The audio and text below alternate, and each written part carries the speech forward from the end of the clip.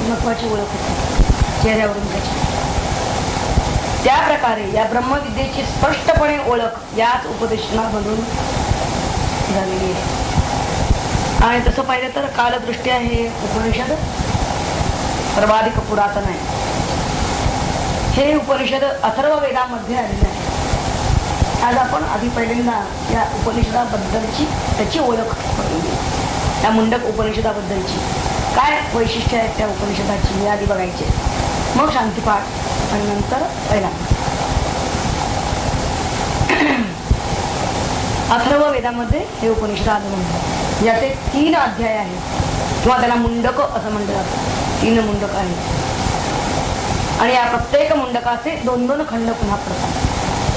आणि संपूर्ण एकंदर मंत्र जर यामध्ये पाहिले या उपनिषदाचे तर 65 झाले. म्हणजे तसं हे आकारानं लहान आहे पण अत्यंत महत्त्वाचं असं हे उपनिषद आहे. यामधील जे मंत्र आहेत ते छंदोबद्ध आहेत, म्हणजे वृत्तबद्ध आहे आणि विविध वृत्त त्यात आलेली आहेत. या उपनिषदाचं स्वरूप जे आहे ते संवादात्मक आहे. म्हणजे शौनक ऋषी आणि अंगिरस ऋषी या दोघांचा या शिष्यांचा हा हृदय संवाद आहे. यामध्ये कठोपनिषदाप्रमाणे यामध्ये जी काही यातल्या किंवा यातले जे मंत्र आहेत तर त्यांचा भगवद्गीतेवरती प्रभाव दिसून येतो. म्हणजे भगवद्गीतेमध्ये त्यातले मंत्र पुष्कळ असे कसे आले, काही थोड्या फरकानं आलेली आहेत. आता पहिलाच मंत्र आपण जेव्हा बघू तेव्हा लक्षात येईल की ब्रह्मविद्याम सर्व विद्या प्रतिष्ठाम असं त्या मंत्रात म्हणलं आहे. आणि भगवंतांनी सुद्धा विभूती योग सांगताना अध्यात्म विद्या विद्यानाम असं भूमिका मांडलेली आहे. मुंडक या शब्दाचा मूळ धातू जो आहे मुंड, त्याचा अर्थ आहे मुंडण करणे. अर्थात जसं वाच्यार्थ तसंच ध्वन्यार्थ सूचितार्थ सुद्धा पाहायला पाहिजे. कारण सगळेच काय मुंडण करतील असं नाही. मुंडण करणे म्हणजे संन्यास नाही. परंतु आश्रम संन्यास जरी नाही घेतला तरी सुद्धा कशाचं मुंडण त्यांनी करायला सांगितलेलं आहे हे लक्षात घ्यायला पाहिजे. आपल्या मनामध्ये उठणाऱ्या ज्या वासना आहेत म्हणजे थोडक्यात मनाचं मुंडण करून अविद्येपासून म्हणजेच अज्ञानापासून मोकळं करणारं ज्ञान म्हणजे हे मुंडक उपनिषद आहे. मुंड याचा दुसरा अर्थ आहे शिरोभाग. मुंडन करणे हा धातूचा अर्थ आणि दुसरा अर्थ आहे शिरोभाग, मस्तक. शरीराच्या सर्व अवयवांचं मस्तक हे शिरोस्थानी आहे. त्याला आपण डोकं किंवा मुंडकं असं म्हणतो. त्या प्रकारे जसा तो अवयव शरीराच्या शिरोस्थानी आहे तसंच मुंडक उपनिषद सुद्धा सर्व उपनिषदामध्ये अत्यंत महत्वाचं मानलेलं आहे. आणि मुंडक उपनिषदाचा आणखी दुसरा अर्थ असा आहे की जे मुंडन करणारे आहेत म्हणजे संन्यासी आहेत त्या संन्यासी लोकांना तत्कालीन समाजामध्ये जो आदर होता त्याचं प्रतीक म्हणजेच हे मुंडक होते. आजही समाजामध्ये संन्यासाला पूज्य मानलेलं आहे. या उपनिषदामध्ये ब्रह्मज्ञान हेच खरं ज्ञान आहे असं सांगितलं, स्पष्टपणे सांगितलं आहे. जसं दासबोधात समर्थाने सांगितलं ज्ञान म्हणजे आत्मज्ञान, तसं इथं सुद्धा ब्रह्मज्ञान हेच ज्ञान, त्यातली पराविद्या हीच खरी विद्या असं म्हणलं. आणि इतर सर्व प्रकारची जी ज्ञान आहे त्या ज्ञानांना त्यांनी अज्ञानातच टाकून सोडलं. ते प्रपंचुगा असं ज्ञान सुद्धा म्हणलं. बाकीचं सगळं करायचं कुठल्या विविध विषयांमध्ये जर ज्ञान असेल, विविध क्षेत्रातील ज्ञान असेल तर ज्ञान म्हणजे त्याला माहिती असं म्हणतात. म्हणजे ते मूळ ज्ञान नाही, पायाभूत ज्ञान नाही, खरं ज्ञान नाही, सत्य ज्ञान नाही, ब्रह्मज्ञान नाही. आता हे ब्रह्मज्ञानाचे एवढं महात्म्य का सांगतात? ते कशाला पाहिजे हे ब्रह्मज्ञान? तर ब्रह्मज्ञानानंच ब्रह्मप्राप्ती होणार आहे. त्या उलट जर आपण यज्ञादी कर्म, यज्ञ, याग, श्रौत कर्मात जातो, म्हणजे श्रुतींनी सांगितलेलं वैदिक कर्मात जातो, शास्त्रीय कर्म म्हणतात त्याला. आणि स्मार्त कर्म कुठली आहेत? तीर्थयात्रा करणं, पूजा पाठ करणं, तर स्मार्त कर्म आहे, स्मृतींनी सांगितली. तेव्हा श्रुती आणि स्मृती यांनी सांगितलेली जी कर्म आहेत तीच कर्म जर मनुष्य करत राहिला तर काय होईल? पुण्य संचय होत राहील. आणि हा पुण्य संचय त्याला ब्रह्मप्राप्ती करून देईल याच जन्मात, असं सांगता येईल. उलट इथं तर या उपनिषदामध्ये स्पष्टपणे सांगितलेलं आहे की या यज्ञद्वारे पुण्य संचय म्हणजे फुटक्या नावेतून जलप्रवास केल्यासारखा आहे. दृष्टांत कसा देणे. खरं तर सर्वच उपनिषदांचा संदेश असाच आहे, पण तरी सुद्धा इतक्या स्पष्ट शब्दांमध्ये तो याहून अन्यत्र कुठंच आपल्याला दिसून येत नाही. म्हणजे या उपनिषदाचं एक वैशिष्ट्य आहे की त्याने आपलं जे मत आहे ते मत निर्धारानं ठामपणे स्पष्टपणे मानलेलं आहे. पुढातही त्यासाठी दिक्कत बाळगली. यज्ञ यागाविरुद्ध निसंदिग्धपणे बोलण्याचं धाडस या उपनिषदामध्ये आपल्याला दिसून येते, जे सहसा आढळत नाही. या उपनिषदानं तडजोडीचा त्याग केलेला आहे, तडजोडवादी भूमिका घेतलेली नाही.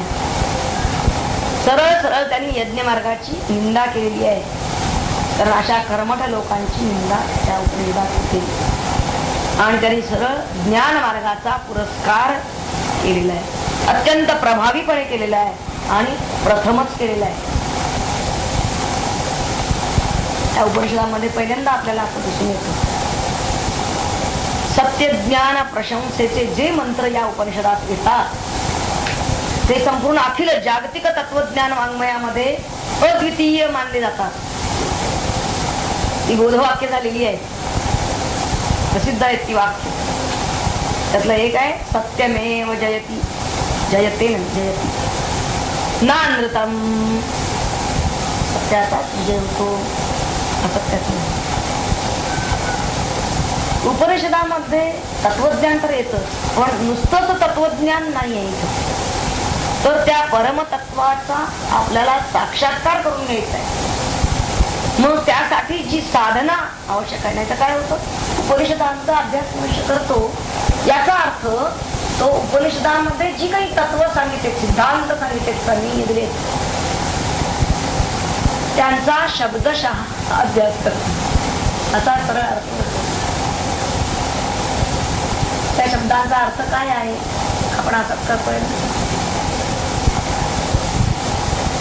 तर या उपनिषदाचं हे वैशिष्ट्य आहे, तिथे केवळ तत्व किंवा केवळ प्रमेय सांगत नाही, तर ही प्रमेय कशा तऱ्हेनं अंमलात आणायची आहेत, आचरणात आणायची आहेत, उतरवायची आहे, त्या सिद्धांतांची साधना काय आहे, त्यामागचं ज्ञान प्रमा काय, आणि ते आपण कसं आत्मसात करायचं आहे, ते आत्मसात करण्याचा मार्ग कोणता, आपण ज्ञानरूप कसं व्हावं, त्यासाठी आपण आपली पात्रता कशी, अधिकार कसा सिद्ध केला पाहिजे, आणि ते ज्ञान कुणाकडून मिळेल, ते कशा तऱ्हेनं घ्यावं आणि प्रत्यक्षात कशा तऱ्हेनं आपण साधना करावी, ध्येय गाठावं कसं, हा सगळा मार्ग या उपनिषदामध्ये आलेला आहे. आणि तो फार महत्वाचा आहे, कारण या परमतत्वाचा हा साक्षात्कार कसा करून घ्यावा, ती साधना या उपनिषदात येते. त्या साक्षात्कारासाठी काही गुणांची आवश्यकता आहे आपल्याला उपनिषद सांगतो. आणि ते गुण ते सांगतात सत्य, तपाचरण, सम्यक ज्ञान, अखंड ब्रह्मचर्य इत्यादी.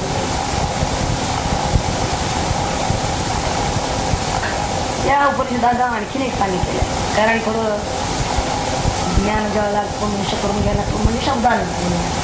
कारण ज्या गावाला जायचंय आपल्याला त्या गावचा रस्ता माहित पाहिजे.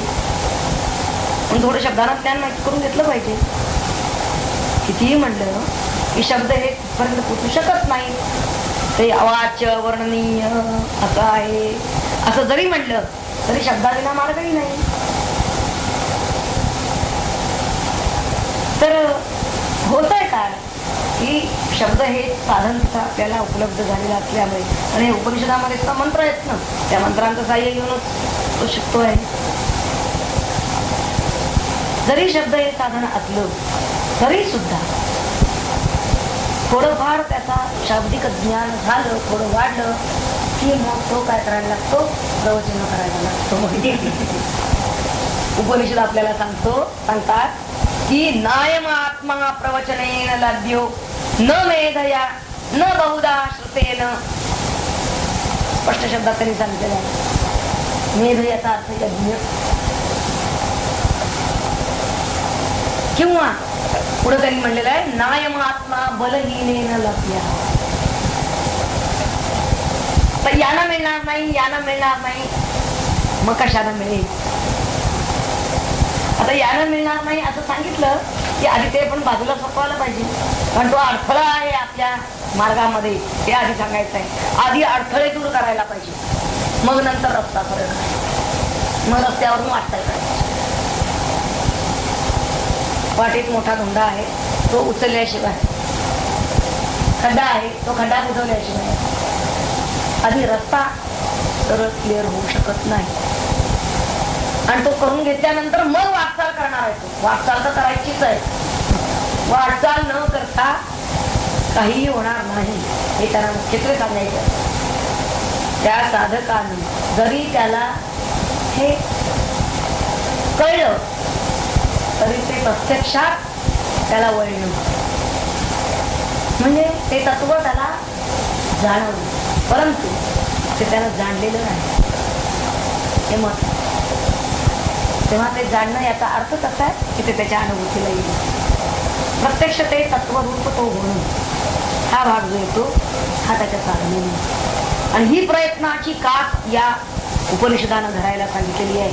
त्यासाठी आपली पात्रता निर्माण करणं, आपला अधिकार आपण संपादन करणं हेही उपनिषद सांगतो. आत्मज्ञान प्राप्तीसाठी ते म्हणतात आधी आपल्या अंगी संन्यस्त वृत्ती बांधली पाहिजे. हे या उपनिषदाचं प्रमुख त्यांचं प्रतिपादन आहे. त्यांनी मुंडण करायला सांगितलं. याचा अर्थ असतो काय मुंडून टाकायचं आहे तर ह्या अशा आपल्या सगळ्या वासना साधना ज्या ज्या काही आहेत तर यांचं मुंडण करायचं आहे. विविध कल्पना सगळ्या अनेक गोष्टीबद्दलच्या ध्यानाला बसला तो. हो, अन्यच जर विचार कल्पना जर उठत असतील अंतःकरणामध्ये तर त्यांचं मुंडन त्यांना आधी करायला पाहिजे. त्या सगळ्यांपासून संन्यास, संन्यस्त वृत्ती अंगी बाळगणं आणि ती आधी अंगी बाणवणं असं सांगितलं. कारण बाणणं याचा अर्थच तो त्याचा स्वभावशील मुद्दाम त्याला आटापटाटा करावा लागत नाही. अंगी बांधलं प्रयत्नशीलता तिथं संपली त्याची आणि तो सहज स्वभाव झाला. असं सहज वैराग्य त्याच्या ठिकाणी राहिलं पाहिजे. मग त्यासाठी त्याने एकांत सेवन करायला पाहिजे. आणि त्या एकांतात बसून करायचं काय, त्यानं एकटा बसलाय, एकटा बसून काही करायचं तर एकांतामध्ये त्यानं आत्मानुसंधान करायचं. आता हे आत्मानुसंधान कसं करायचं हे सद्गुरू सांगतात. असे मार्गदर्शक त्यांना घ्यायचं. पण ते आत्मानुसंधान सतत टिकत नाही. त्याचं थोडा वेळ गेला की पुन्हा करतो, थोडा विचार करतो. मग ते टिकवण्याची युक्ती काय आहे ती युक्ती सद्गुरूंच्याकडून विचारून घ्यायची आणि त्या युक्तीनं त्यांना त्यांच्या मार्गदर्शनाखाली सातत्यानं त्यांना सत्याची कास करायची. महत्वाचं त्यामध्ये सातत्य ठेवून अखंडता टिकवून ठेवून असं जर तो करेल, सातत्यानं जर ही साधना सद्गुरूंच्याकडून प्राप्त झाली जर करेल तरच त्याला साक्षात्कार होईल. संन्यस्त वृत्ती, शुद्ध अंतःकरण आणि प्रयत्नशीलता या त्याच्या दृष्टीने सांगितलेल्या तीन गोष्टी. सद्गुरूंची प्राप्ती वगैरे हा तर भाग आहे, सद्गुरूंचं मार्गदर्शन वगैरे, पण त्याच्या दृष्टीने सांगितलेल्या या तीन गोष्टी यामुळे त्याला परमतत्वाचा साक्षात्कार होतो.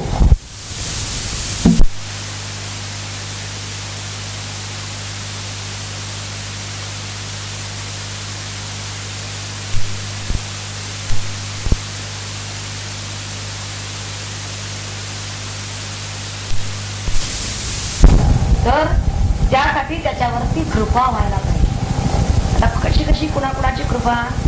आधी ईश कृपा, परमात्म्याची कृपा व्हायला पाहिजे. केव्हा होते ती? ज्यावेळी त्याची त्याची जी कर्म आहे ती परमात्म्या प्रित्यर्थ होत संन्यस्त वृत्तीनं होती, ती परमात्म्याला अर्पण करतो आहे, त्यावेळी परमात्म्याची कृपा होते. आणि परमात्म्याची कृपा झाल्याचं लक्षण काय? सद्गुरु प्राप्ती होते. मग सद्गुरूंची कृपा होणं भाग आहे. सद्गुरु कृपा झाल्याचं लक्षण काय म्हणलं तर शास्त्र कृपा होते. शास्त्रामधले अर्थ त्याला आपोआप उघडायला. आणि यानंतरचा टप्पा असा आहे की आत्मकृपा व्हायला पाहिजे.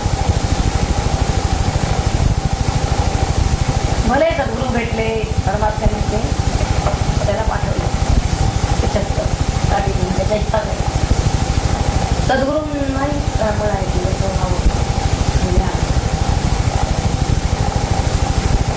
पण त्यानंच ठरवलं होईल आपल्याला काय चांगले झाले तर गुरुवरच पडलेली आहे, मग काय होईल एवढं काय.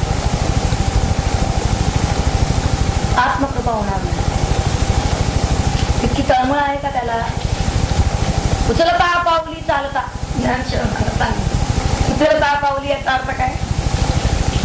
त्या पायाचा अक्षरशः उंचा तो चवडा आहे, तो टेकला ना टेकला. ज्यावेळेला मनुष्य वेगात पळायला लागतो त्यावेळी तो संपूर्ण पाऊल टेकवत नाही जमिनीला. तर इतकी त्वरा आहे का त्याला? आहे का त्याची? आणि सातत्य आहे का? अखंडता आहे. आणि एक सरे तो येतो का? एकाग्रता आहे का? एकच एक. आता अन्य गोष्टीला त्याच्याजवळ वेळ नाही, तो त्याला घेऊन लेखतोय. अन्य गोष्टी जरी समोर आल्या तरी तो त्या चटकन बाजूला सरकवतोय. आला आपलं झालं परत. अशा पद्धतीनं त्या अन्य कर्मांना, अन्य गोष्टींना तो गौण लेखून त्याच्याशी फार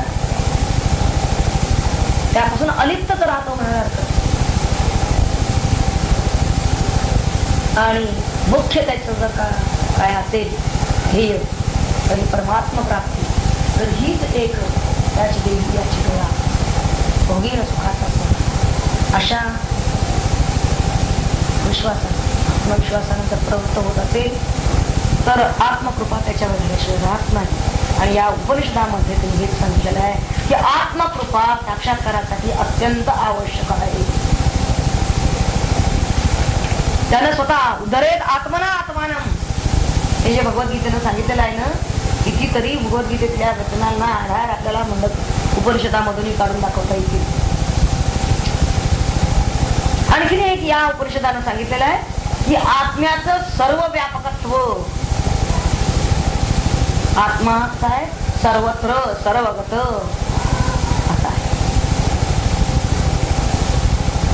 आणि फार सुंदर दृष्टांत आपण त्यांनी काही मंत्रातून सांगितलेलं आहे. जसं एका कोळीयाने आपल्या स्वदेहातूनच जाळं विणलं, हा दृष्टांत दिला आहे या उपनिषदाने. त्या प्रकारे हे विश्व या विश्वात्म्यामधून प्रकट होतं, अशी इथं त्यांनी भूमिका घेतली. सर्वं खल्विदं ब्रह्म, ही भूमिका मुंडक उपनिषदामध्ये आलेली आहे.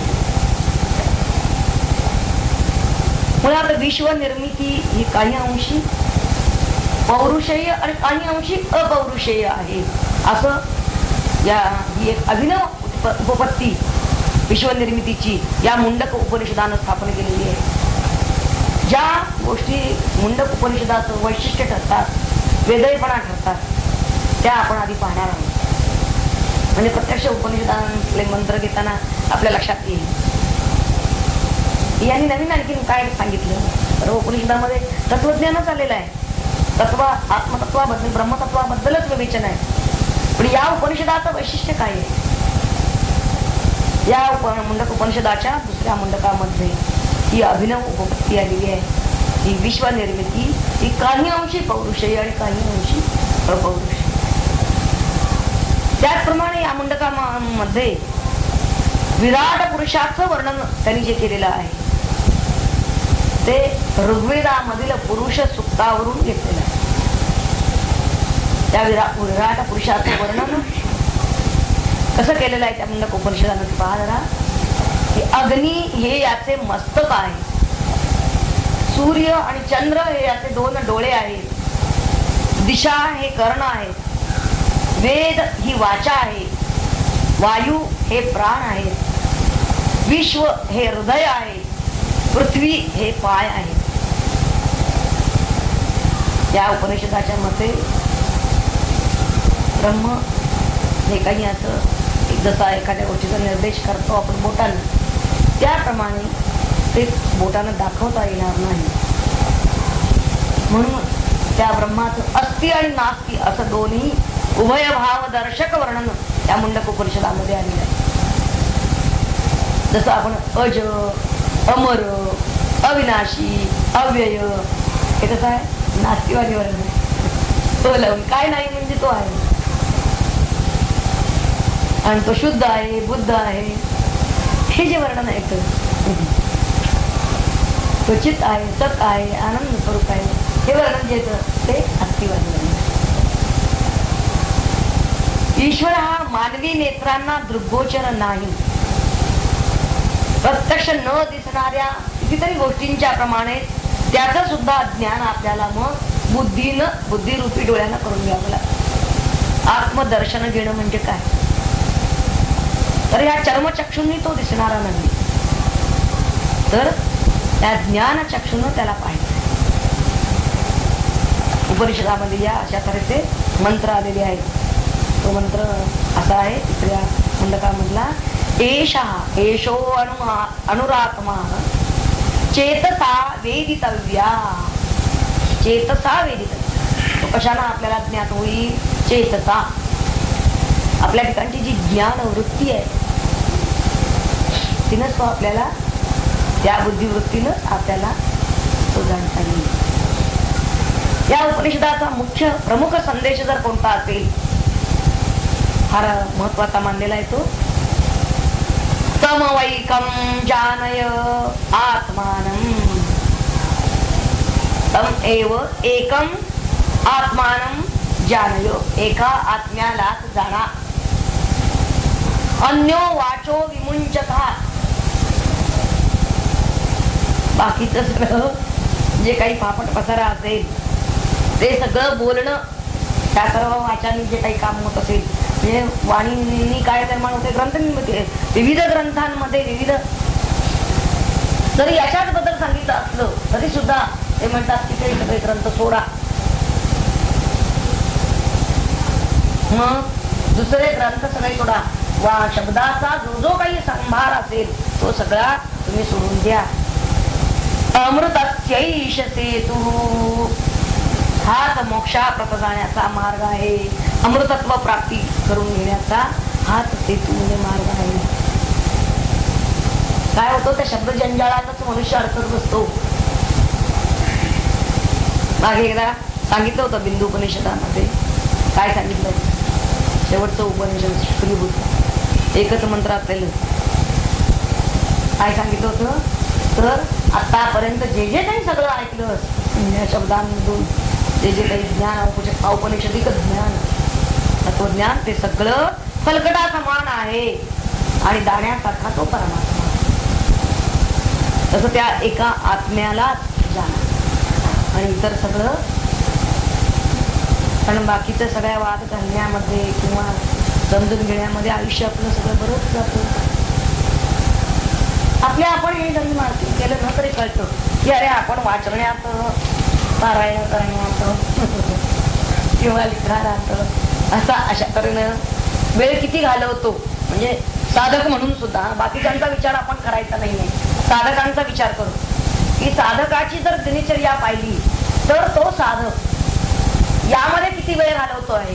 श्रौत स्मार्त कर्मामध्ये, त्या स्मार्त कर्मामध्ये हे सगळं पूजा पाठ हे सगळं आलं. तीर्थयात्रा मित्र आपण त्यातच आल्या.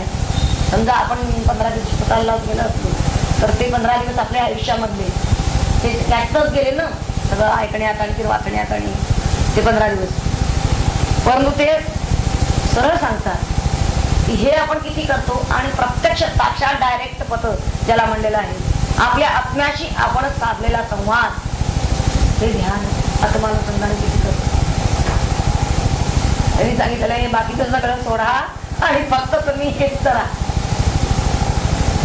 एवढंच तर आत्म्याला जाणं. आत्मन एकम आत्मन जानय, तम एकम आत्मानं जानय, अन्यो वाचो विमुंचता.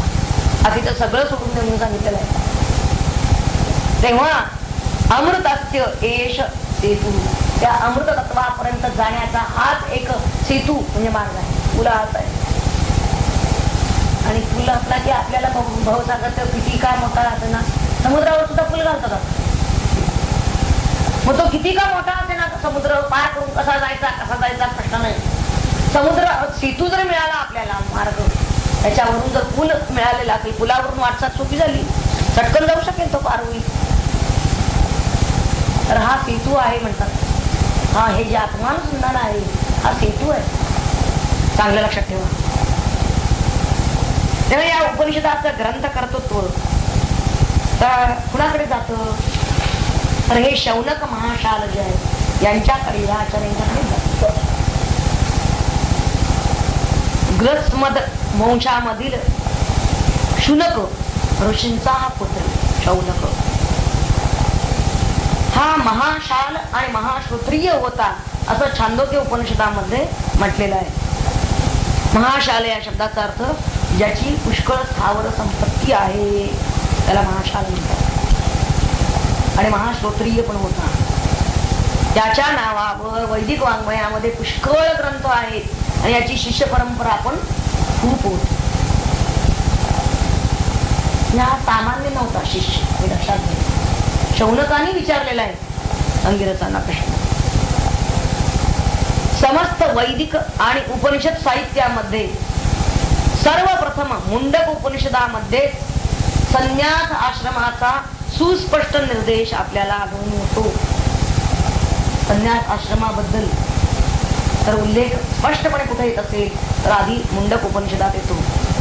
संन्यासी व्यक्तीला इहलोकीच मुक्ती मिळते असा स्पष्ट निर्देश या मुंडक उपनिषदामध्ये त्यांनी केलेला आहे. आणि त्याच्या जीवनमुक्तावस्थेचं रेखीव वर्णन या मुंडक उपनिषदात आलेलं आहे. याच्या दुसऱ्या मुंडकामध्ये त्यांनी अज्ञानाला गाठीची म्हणजे ग्रंथीची उपमा दिलेली आहे. गीतेमध्ये सुद्धा अज्ञान ग्रंथी हा शब्द आलेला आहे. तर ही जी गाठीची ही उपमा कुठून आली, जर तुम्ही अभ्यास केला त्या अज्ञानाला ग्रंथी किंवा गाठ असं त्यांनी म्हणलं, हे लक्षात. आता गाठ म्हणलं तर तुम्हाला आजच्या काळामध्ये लक्षात येईल. गाठ म्हणले की मनुष्य आधी लगेच घाबरतो. गाठ पण आपण काय तेवढे तडफडत नाही आहोत. असे ना का अज्ञान ग्रंथी किती का वाढलेली असे ना, शरीरामध्ये थोडी जरी कुठंतरी गाठ दिसली आणि ती वाढती आहे, वाटतं की मनुष्याचा नुसता असावीच होतो तो, अरे काहीतरी उपचार करायला पाहिजे असं त्याला वाटतं, नाहीतर आपला जीवघात होईल. पण ही अज्ञान रूपी ग्रंथी कितीही मारे माफ करू अगदी अफाट वाढली असली तरी तो त्याबद्दल त्याला काही आपण त्वरा करायला पाहिजे असं काही वाटतंय असं फास्ट दिसत नाही का? तिथं हे उपनिषदकार आपल्याला सांगतात की ही अविद्या ग्रंथी सुटल्याशिवाय ही नष्ट झाल्याशिवाय साधकाला आत्मज्ञान कधी होणार नाही असं स्पष्ट सांगितलंय त्यांनी. आणि हे आत्मज्ञान कशाला होईल त्यासाठी त्यांनी सांगितलं की प्रणव म्हणजे ओंकार ध्यानानं हा आत्मज्ञान प्राप्ती होत असते. हे गुह्य या उपनिषदाच्या दुसऱ्या मुंडकामध्ये सुंदर दृष्टांताच्या आधारे त्यांनी सांगितलेलं आहे. तो दृष्टांत कोणता आहे तर प्रणव हे धनुष्य, आत्मा हा बाण, आत्मन मी आहे ही आपली गीता आहे, आणि ब्रह्म हे लक्ष्य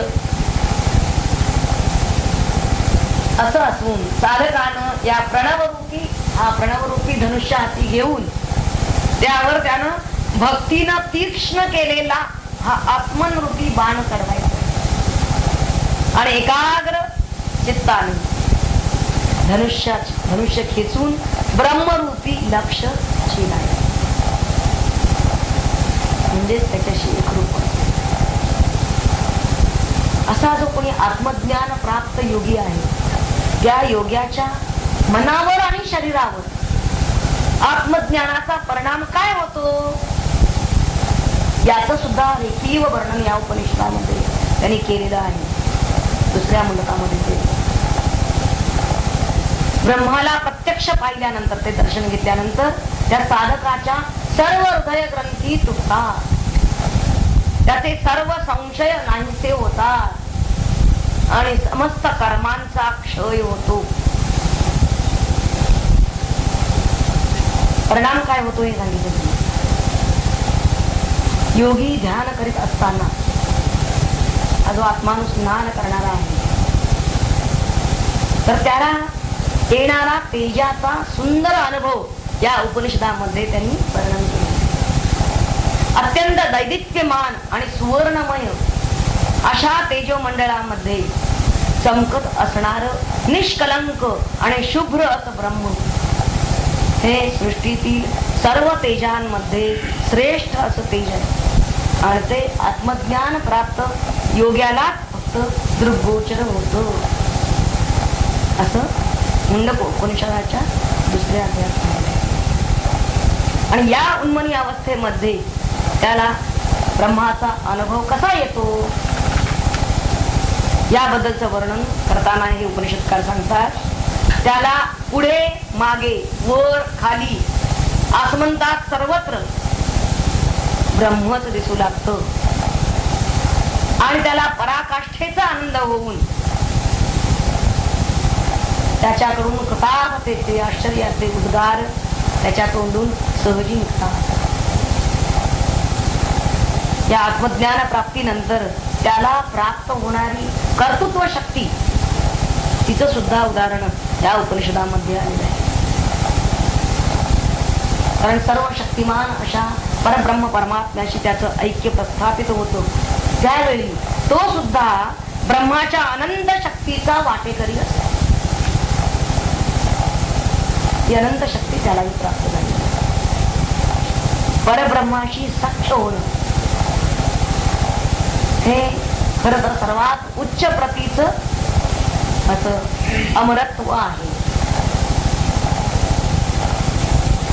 आणि त्याचं वर्णन इथं तर त्यांनी केलेलंच आहे. पण त्याशिवाय ते म्हणतात परब्रह्माशी नुसतं सख्यत्व नाही तर त्या नुसत्या सख्यत्वावर संतुष्ट न राहता तो त्या निरंजन ब्रह्माशी परम साम्यता प्राप्त करून त्याच्याशी पूर्ण समता म्हणजे एकरूपता.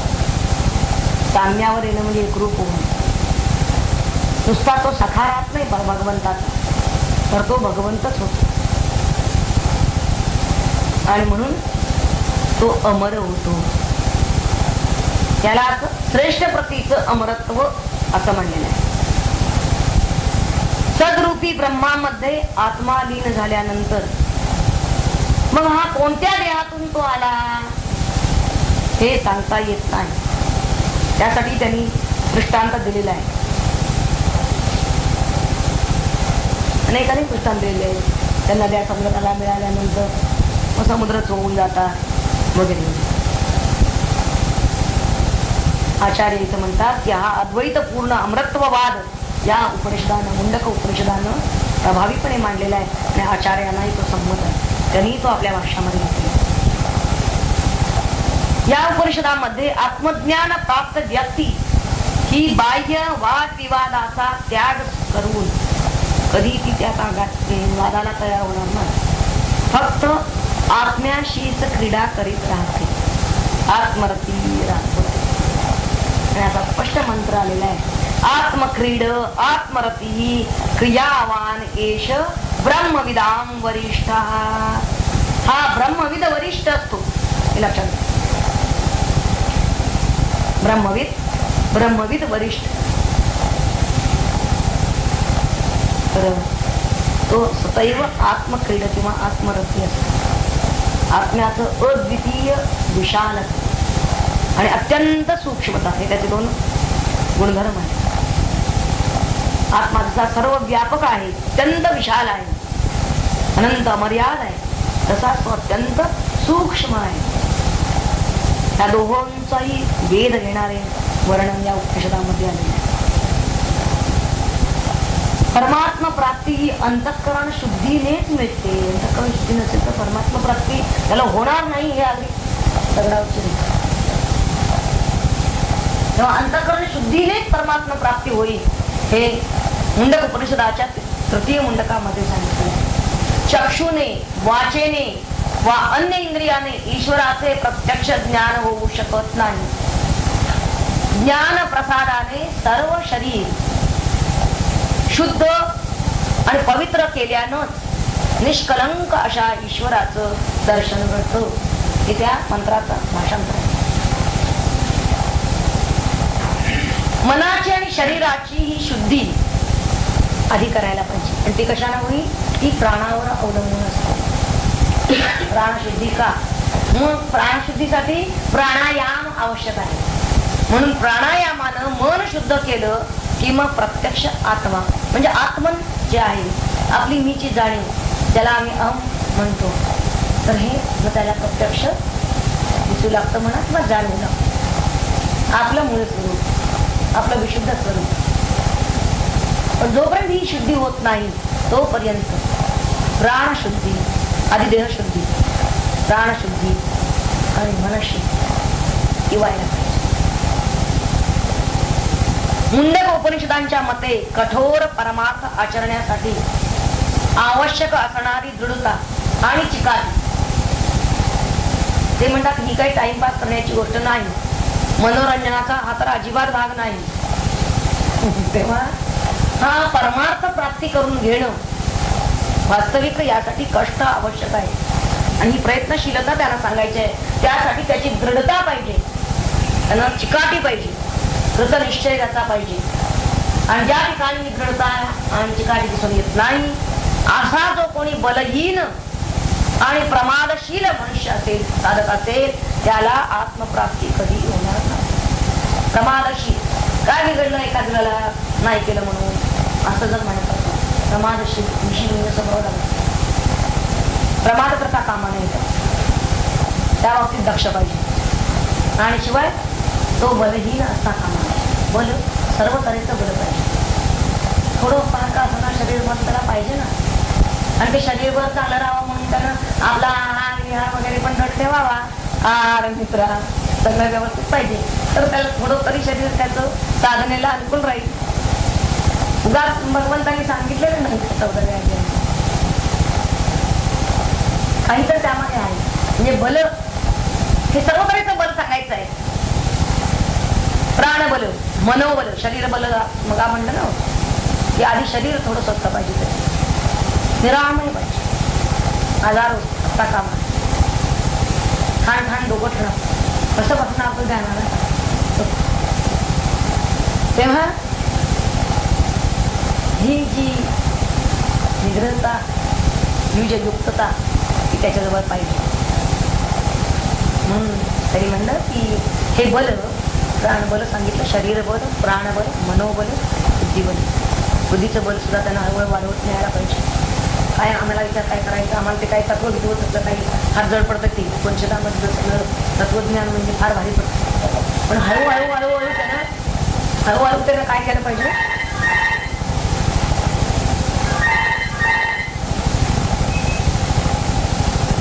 हळूहळू त्यानं ते आत्मसात केलं पाहिजे. कारण काय होतं त्याला एकदम त्याला हे पचनी पडत नाही. म्हणजे ब्रह्मसत्य जगाली मिथ्या एकदम सांगायला गेलं जगाली मिथ्या.